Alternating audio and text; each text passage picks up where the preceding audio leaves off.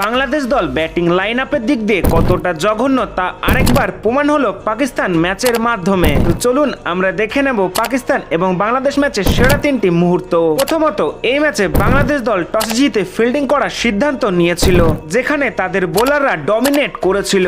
আর তাসকিনের প্রথম ওভারেই পাকিস্তানের 1 উইকেট পড়ে যায় এবং দেখতে দেখতে পাকিস্তানের 49 রানে 5 উইকেট হয়ে গেছিল। দ্বিতীয়ত, এই ম্যাচে বাংলাদেশি বোলাররা ডমিনেট করেছিল এবং পাকিস্তানি ব্যাটাররা 11 ওভার থেকে কামব্যাক করেছিল, যেখানে তারা লাস্ট 10 ওভারে 85+ স্কোর করেছিল।